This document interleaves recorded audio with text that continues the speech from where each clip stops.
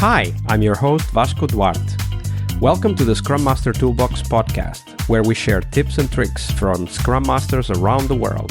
Every day, we bring you inspiring answers to important questions that all Scrum Masters face day after day.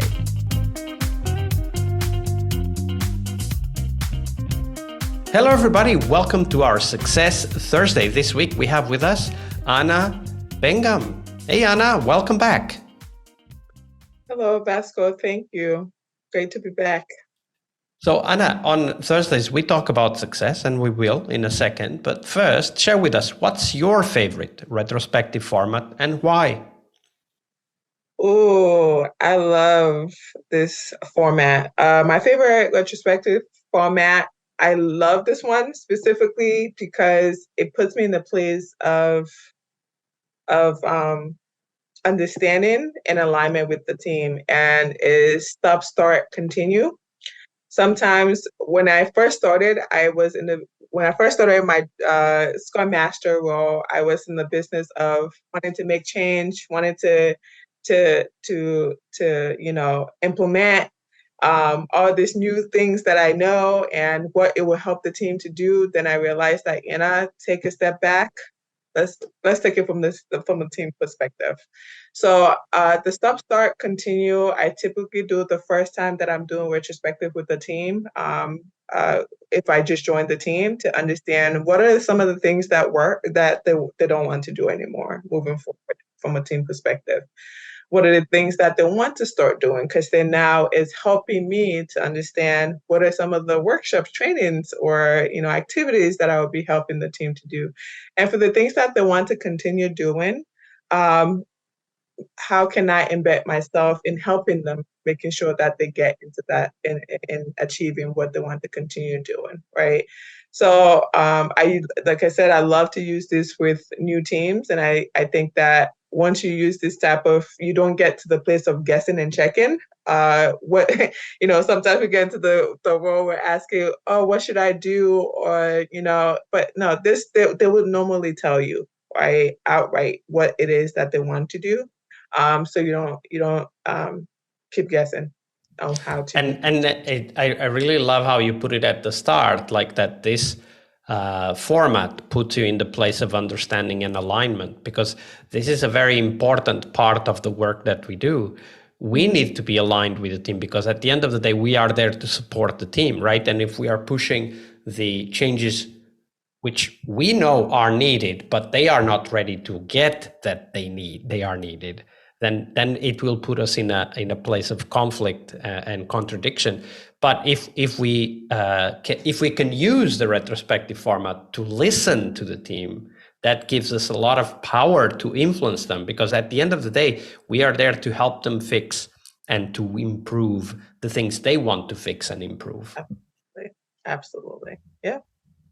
That's a great way to describe the impact of such a method. But of course, now we talk about success, the reason why we run the retrospectives in the first place, to help teams be successful and for ourselves to be successful. So share with us, Anna, when you think about success for you as a Scrum Master, what comes to mind? What is critical for you? What is critical for me is allowing, I guess, happiness, genuine happiness. And I'll explain what I mean by that. Because we want to help our team to be self-organized. That's what would essentially, by the time I leave, I tell the team, I'm here to support you in, delivering value to our customers. And at the end, because we spend so much time together, what's important to me is that we're happy with the time we spent. I want to be able to say, have good memories, because we can deliver and not even like what we did, right?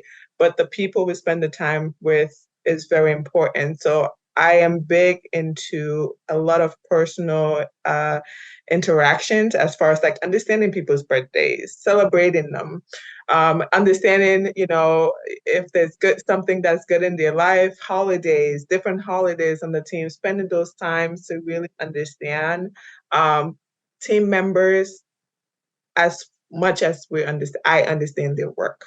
Okay, so um, respect. I mean, I say respect, but success to me is really enabling the team to become self-organized, continuously improve, and then of course, embracing the agile mindset.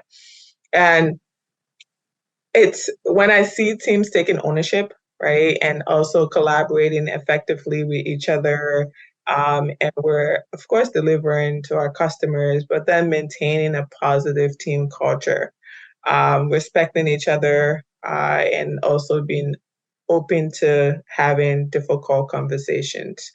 Once a team is able to do this, to me, I see that as success. Now, if you had asked me this 3, 4 years back, I would have said, "Oh, success to me is when the velocity looks great, right?" Or well, I would have focused on metrics. But now I've gotten to understand a full life circle of, you know, working with teams that enjoy being in the presence and also delivering. Because if people are not happy, they honestly cannot be their true self. They're not bringing their true self to work. And which makes it challenging because you don't know if they're having a hot day today, which is a good day, or if they're having a cold day, it's not a good day for you to talk to them. So um, being involved in helping build that culture and environment helps in that success of So softening. I really like how you describe this and how you bring humanity into the work of the Scrum Master with your definition of success.